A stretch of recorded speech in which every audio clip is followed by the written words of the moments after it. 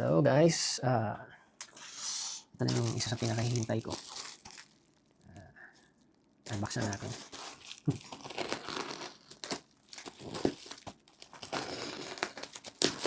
Yan. Yan.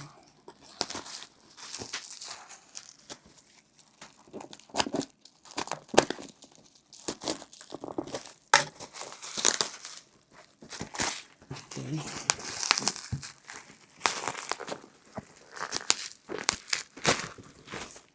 Ito na.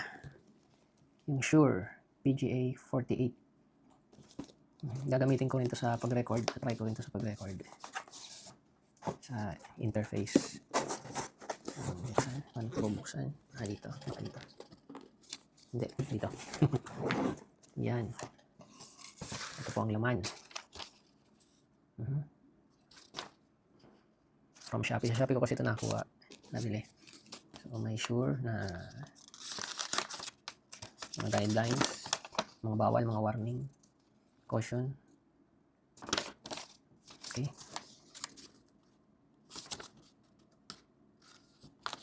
Tapos mayroon din siyang yung mga service center. Service center kung papaayos. Warranty. Kalaki yan siya.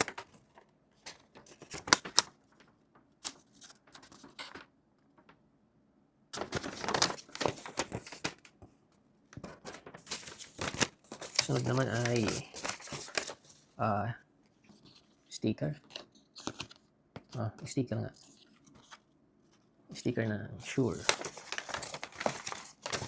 Ayan na. Ito na. Ito ba? May kasama siyang connector. Isin natin. Connector sa stand ng microphone. Mukhang maganda. Gandang klase. Ayan, PGA 48. Wow. Sa bakal. Mabigat. Yun na nga, yung may on-off. Ayun.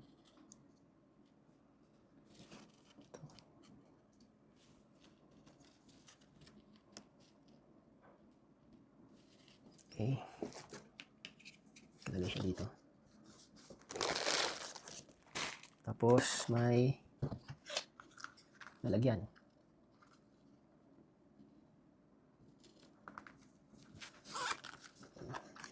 Tingnan natin kung pa siya. So, ganyan siya.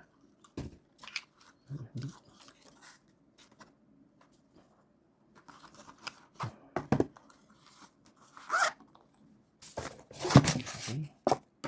Last ay yung mga user guide, sorry. Ayan. PGA 48. Ayan yung polar pattern niya. Polar pattern. Ayan.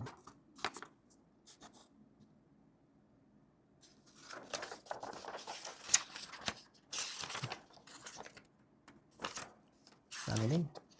Hanggang page 27. Mga iba-ibang language. Okay, so ito po yung